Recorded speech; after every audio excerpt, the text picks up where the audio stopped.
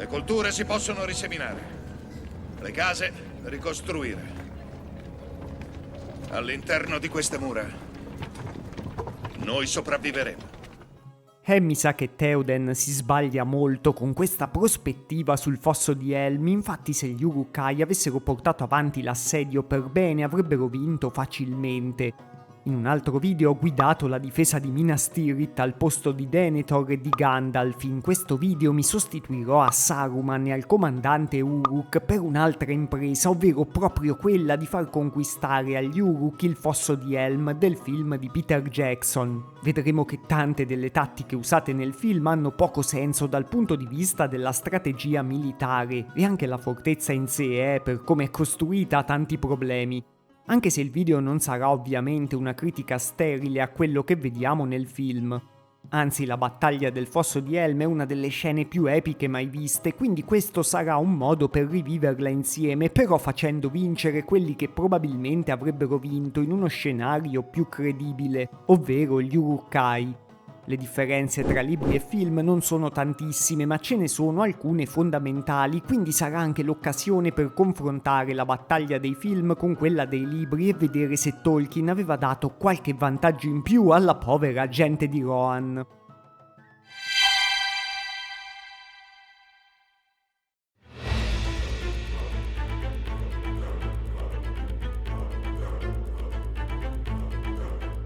Come sempre è meglio partire dai numeri dei combattenti coinvolti per capire un po' dove pende la bilancia in battaglia. Re Théoden ha a disposizione direttamente al fosso di Helm solo 300 guerrieri, di cui molti sono vecchi e bambini, che è una cosa che viene più volte ricordata e enfatizzata nel film. A un certo punto riceve dei rinforzi elfici, che consistono in circa 500 guerrieri di Lothlórien, anche se è un numero teorico che non viene mai confermato nel film. Quindi nella fortezza ha a disposizione circa 800 uomini, a cui dobbiamo aggiungere poi i cavalieri Rohirrim guidati da Éomer, che all'inizio dell'assedio sono ancora lontani e che sono 2000 uomini. Nel libro invece Théoden porta al fosso di Helm 1000 uomini e ne trova già altri 1000 che stavano lì come guarnigione stabile, mentre non ci sono elfi a parte Legolas. Anche nel libro poi arrivano dei cavalieri Rohirrim come rinforzi, che sono 1000, nel libro non sono guidati da Éomer ma sono guidati da un altro comandante chiamato Erkenbrand. Comunque in tutti e due i casi Théoden ha dalla sua parte disponibili circa 3000 uomini.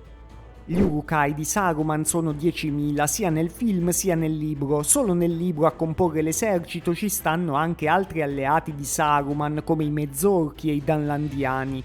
Per i numeri è abbastanza evidente che l'esercito di Saruman ha un grande vantaggio e i suoi Uruk dovrebbero vincere, ma le forze di Rohan invece, come tutti sapete, li sconfiggono. Ma noi cercheremo di ribaltare questo risultato con delle tattiche realistiche, vestendo i panni degli Uruk-hai. Sia nel film che nel libro la battaglia dura un solo giorno, dal pomeriggio all'alba del giorno dopo, quindi evidentemente gli assediati non hanno avuto tempo di prepararsi bene per l'assedio. Altro motivo per cui le forze degli Uruk-hai dovrebbero trovarli impreparati e essere ulteriormente avvantaggiati. Adesso prima ripercorreremo come si svolgono gli eventi nel film con tutte le scelte tattiche e i tanti errori sia dalla parte di Théoden sia da quella degli Uruk-hai.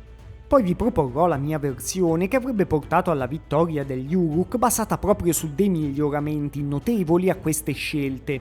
Prima ancora però bisogna focalizzarci anche un attimo sul fosso di Helm nel senso più stretto possibile, ovvero sul luogo geografico e su dove è posizionata la fortezza. Oggi, grazie ai film di Jackson, è diventata un po' l'emblema della grande fortezza medievale da assediare, ma in realtà se la guardiamo bene è tutto tranne che una fortezza perfetta. Intanto nel film sta posizionata direttamente alla base di una montagna e è circondata su 3 lati dalle montagne. Questa può essere anche una buona scelta difensiva, ma non è ottima dal punto di vista logistico. Infatti se stai dentro al fosso di Helm non sarà per niente facile portarti dei rifornimenti. Non è una gran cosa essere alla base di una montagna, anche perché il nemico può scalarla e attaccarti da sopra. Anche se questo scenario è improbabile, da sopra possono comunque cadere delle rocce o delle valanghe quando nevica e possono seppellire la tua fortezza. Quindi questa è una posizione rischiosa che è anche sicuramente impegnativa da mantenere alla massima efficienza. Se uno si ritira lì di fatto si è messo da solo in un angolo, chiuso su 3 lati, infatti nel film stesso Gandalf dice «Non c'è via di scampo da quella gola, Théoden si dirige verso una trappola». Nonostante si chiami Fosso di Helm e abbia delle mura chiamate mura fossato, questa fortezza non ha un fossato vero e proprio intorno. Le mura prendono il nome da un fiume che in italiano viene tradotto come fiume fossato, ma appunto il fossato non c'è. Già nel video su Minas Tirith ho detto quanto è importante il fossato intorno a una città o a una fortezza medievale, infatti impedisce a chi assedia di avvicinarsi facilmente con le sue macchine. Ma non lo troviamo neanche qui, è una scelta abbastanza stupida costruire queste fortezze enormi e poi non metterci intorno un bel fossato. Proprio le mura fossato sono quelle lunghe mura che collegano il bastione principale della fortezza che si chiama Trombatorione direttamente con la montagna.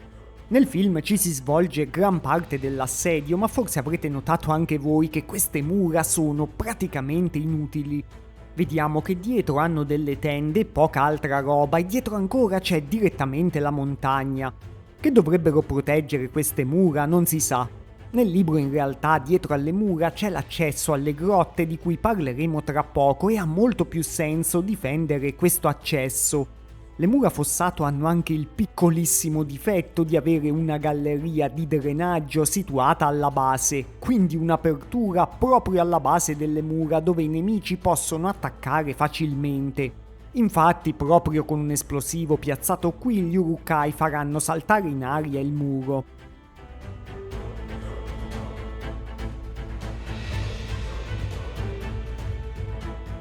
Tutte le mura della fortezza nel film hanno anche delle merlature troppo basse che lasciano scoperto mezzo corpo dei soldati.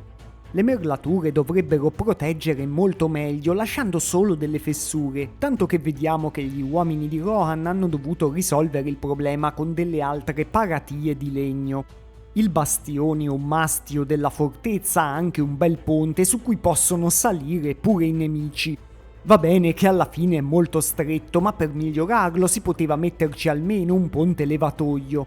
Peter Jackson non ha messo il ponte levatoio su nessuna fortezza, mi pare, nel Signore degli Anelli, e questo è abbastanza strano perché i ponti levatoi sono una delle caratteristiche più famose dei castelli medievali anche in ambito fantasy e negli stessi disegni delle ambientazioni della Terra di Mezzo fatti da vari artisti. Penso che sia stata una scelta per rendere queste architetture più monumentali e tutte fatte in pietra, ma sicuramente non è una cosa che le rende più realistiche. Il Trombatorione poi ha anche una porta di legno terribile, troppo facile da superare e anche qui, come succedeva a Minas Tirith, senza saracinesche. A completare il quadro di una fortezza architettonicamente discutibile c'è il fatto che la sua torre più alta non viene usata per nessuno scopo. Potrebbe essere utile per esempio per piazzarci degli arcieri, ma nei film contiene solo il corno che deve risuonare nel fosso.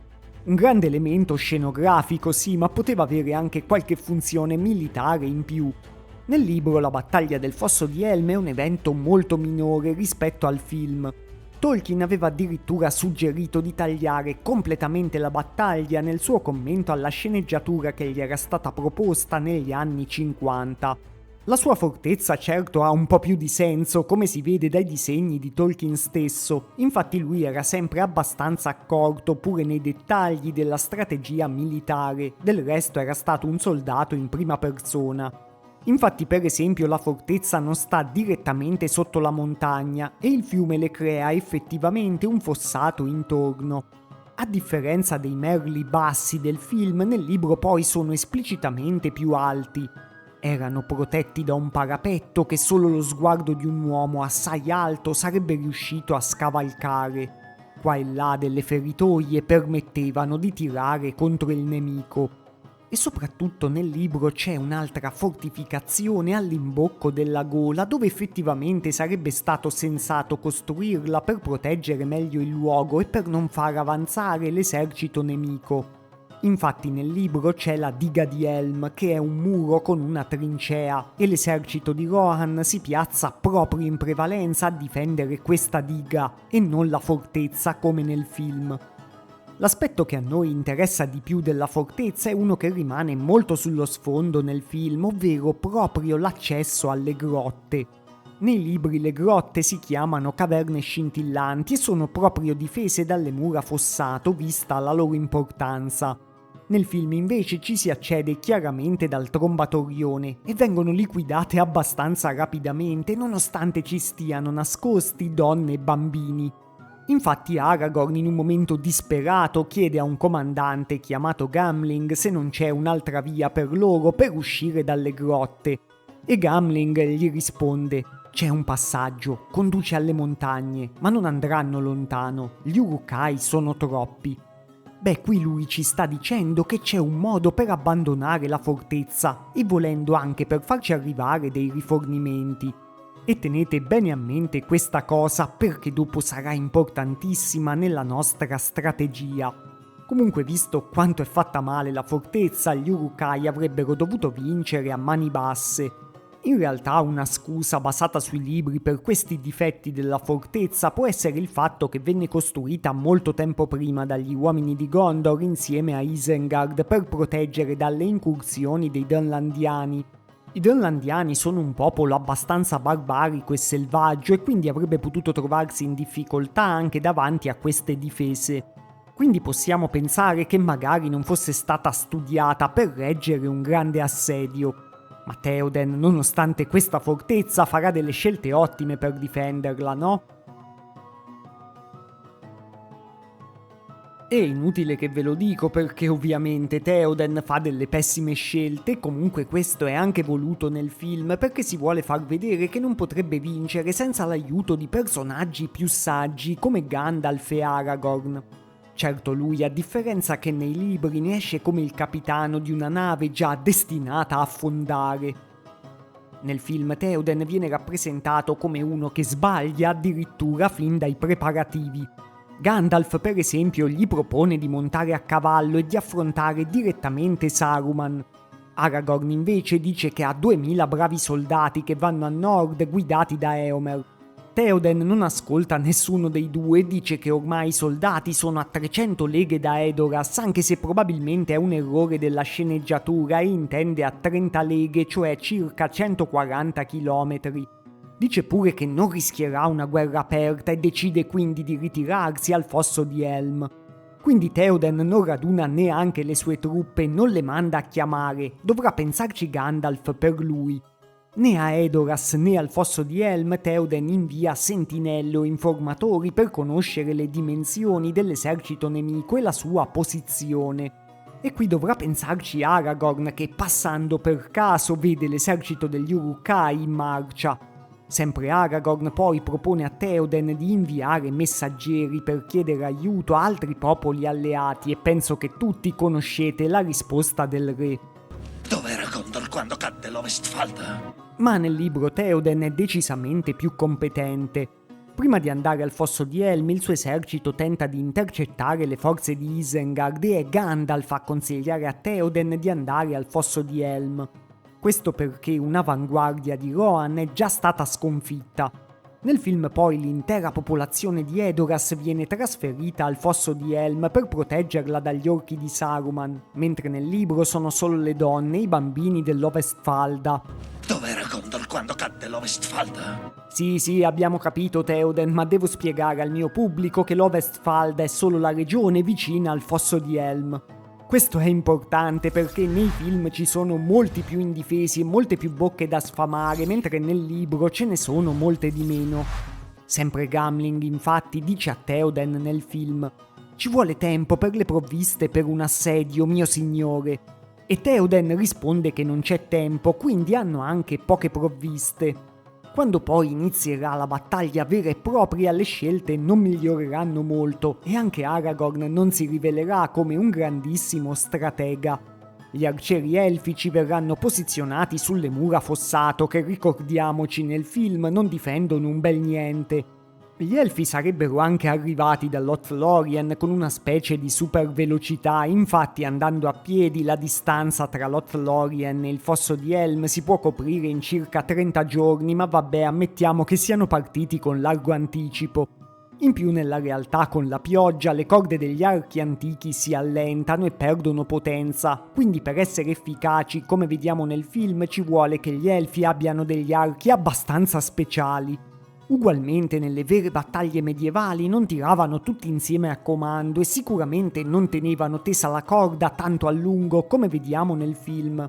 Questo sarebbe stato uno sforzo notevole e superfluo, è inutile che se la prendano poi con il povero vecchio che fa partire una freccia per sbaglio, ha ragione lui. Poi ci stanno anche degli elfi che tirano le frecce da terra dietro al muro un po' a casaccio e non si capisce bene perché, magari avrebbero potuto dare il cambio alla linea di arcieri che sta sulle mura.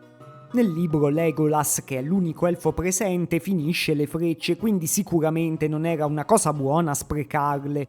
Quando poi gli orchi fanno breccia nel muro e entrano, gli elfi guidati da Aragorn caricano con le spade e vanno a schiantarsi evidentemente contro un muro di picche. È la solita carica da film che li avrebbe portati alla morte diretta e che non ha molto senso.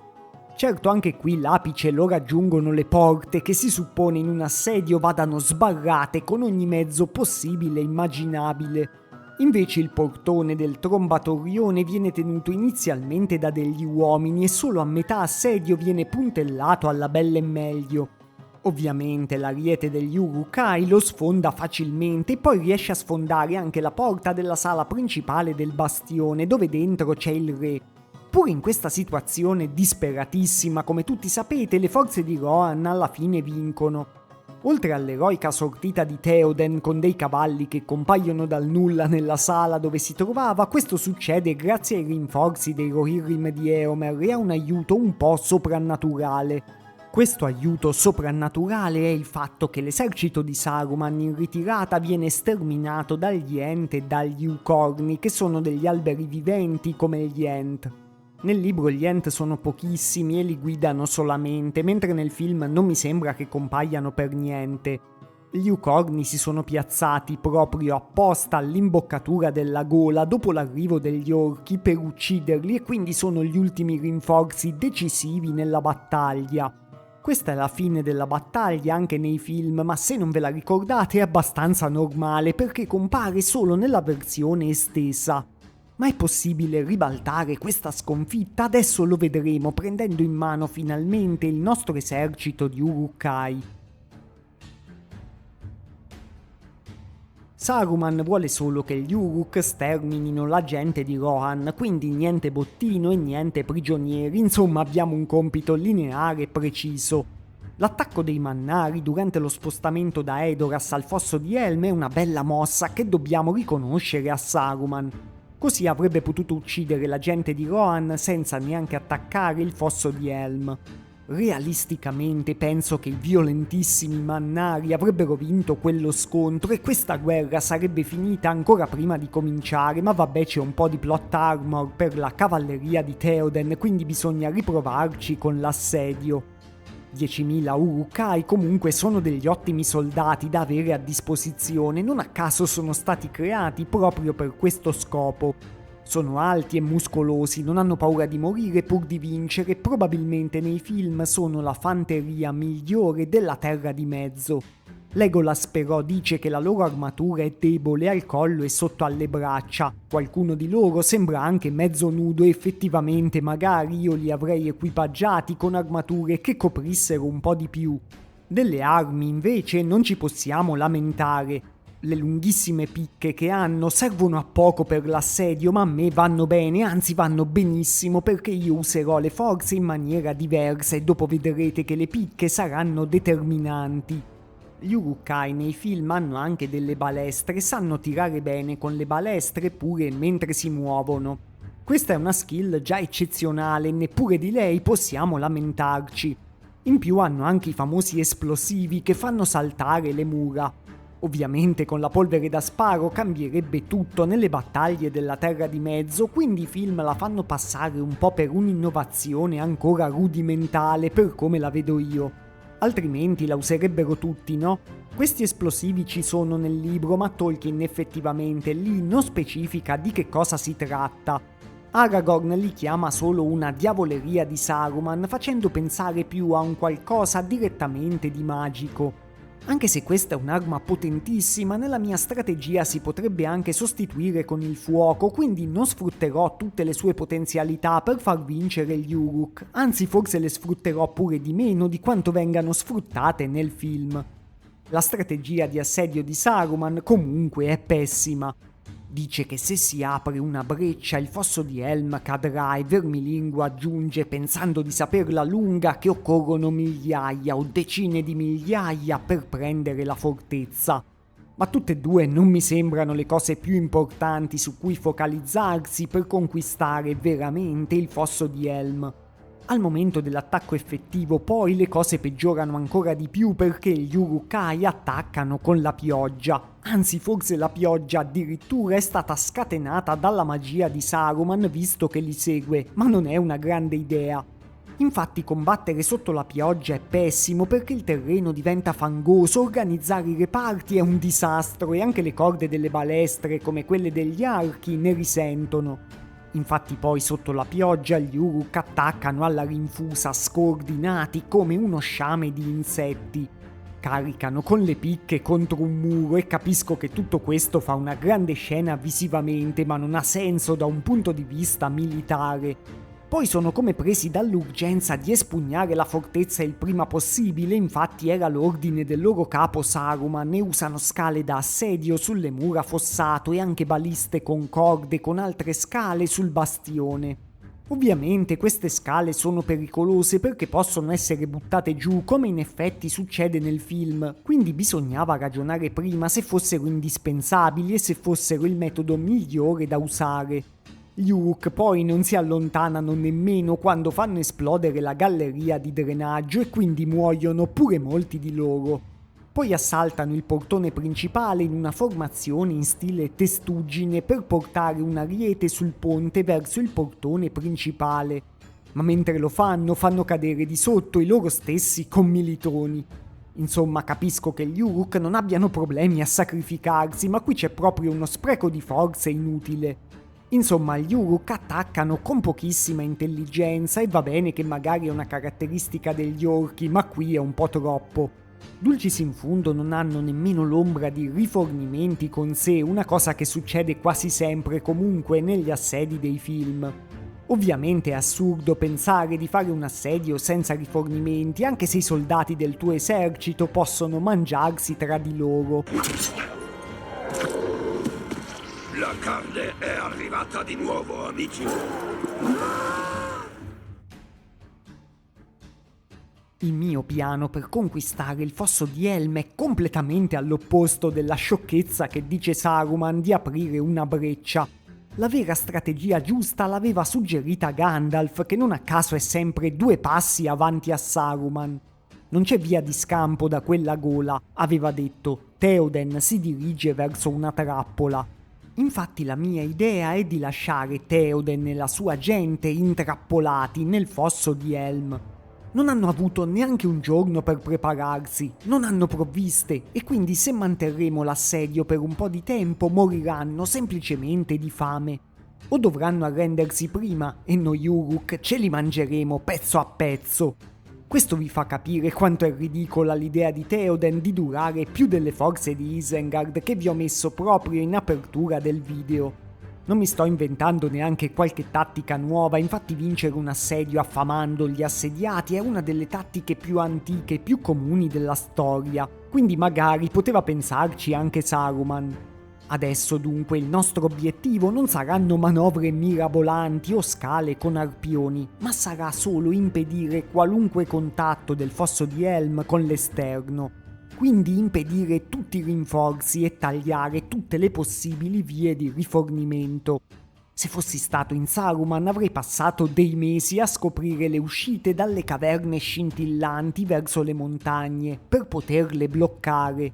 Adesso che io sono al comando, una forza di almeno 1000 uomini dovrà presidiare queste uscite e anzi magari gli esplosivi saranno utili qui per chiuderle facendo franare la roccia.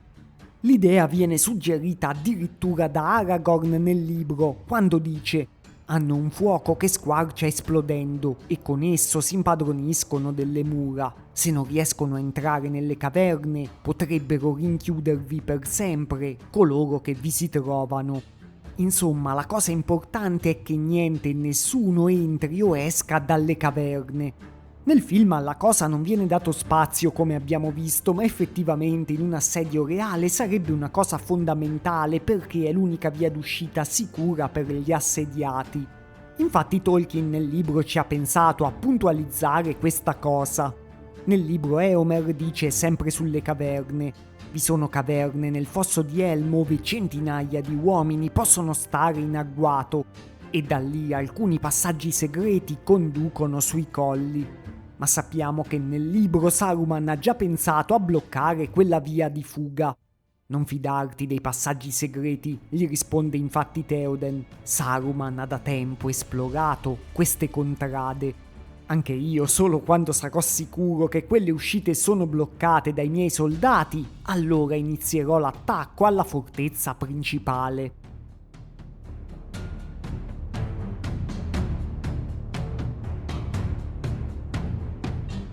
Ma anche qui, a differenza di Saruman, non manderò tutti e 10.000 gli Uruk al fosso di Helm, per quello ne bastano 3 o 4.000. 1.000 già bloccano le uscite dalle grotte e gli altri hanno un compito più importante. E visto che tanto abbiamo una schiacciante superiorità numerica, possiamo permettercelo. Partendo da quelli che mando al fosso, innanzitutto i miei Uruk non attaccherebbero con la pioggia, rendendo tutto più complicato. E sicuramente non correrebbero come dei cretini senza nessuna formazione precisa contro le mura, rendendosi dei bersagli perfetti per gli arcieri. Il primo ordine è proprio di non avere fretta, non dobbiamo per niente concludere tutto in un solo giorno, ma dobbiamo saper aspettare. La cosa più importante è costruire un accampamento fortificato all'imboccatura della gola e sicuramente anche in cima alla discesa che sta a ovest. Questa è un'impresa facile, infatti evidentemente nel film l'imboccatura è strettissima e si può bloccare tutta.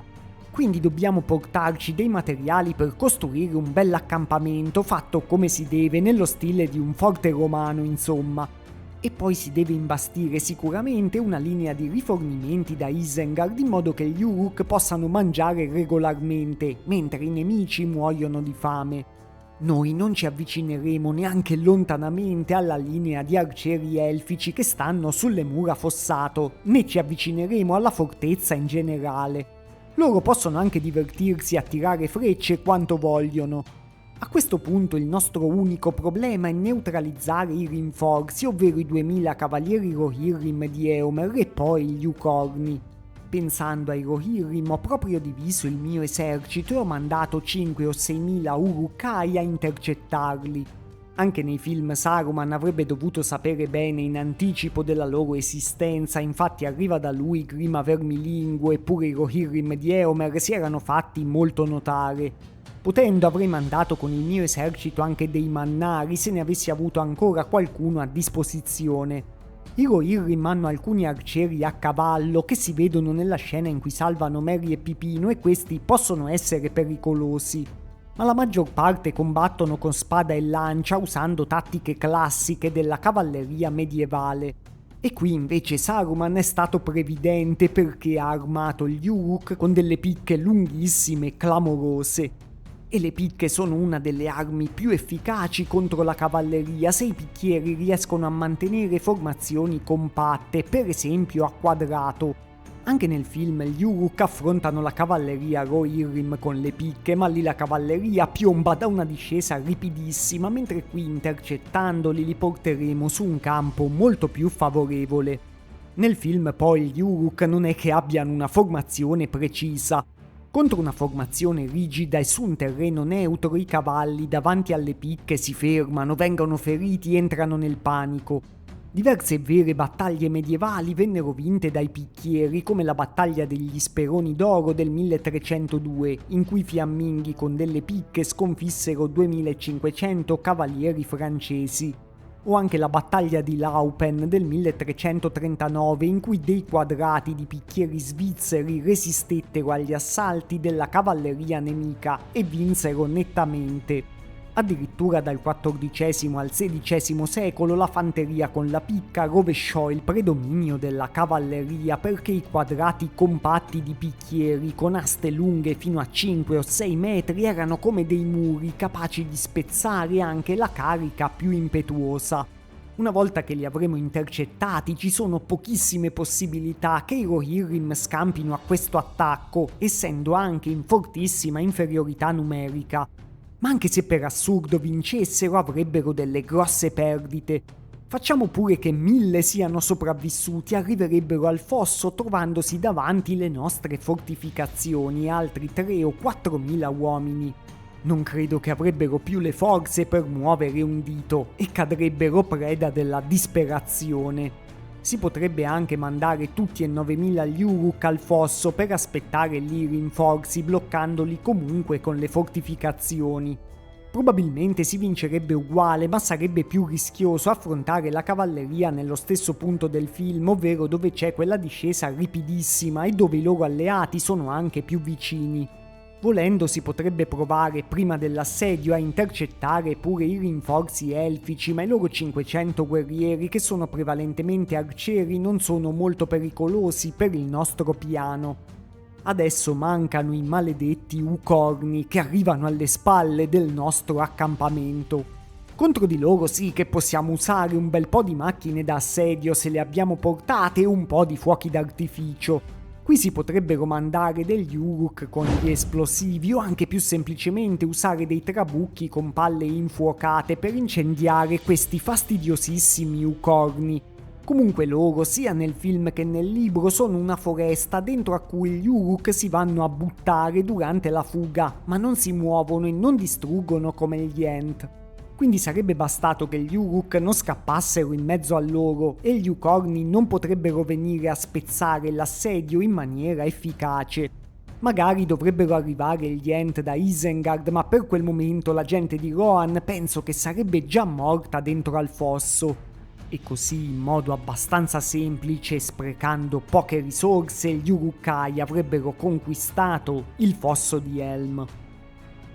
Fatemi sapere nei commenti se voi avreste usato delle strategie diverse, se vi piacerebbero altri video come questo dedicati a una versione alternativa ma anche più realistica di battaglie immaginarie. E se avete apprezzato il video iscrivetevi al canale per non perdervi i prossimi e magari consigliatelo a amici interessati come voi a questi argomenti. Ciao!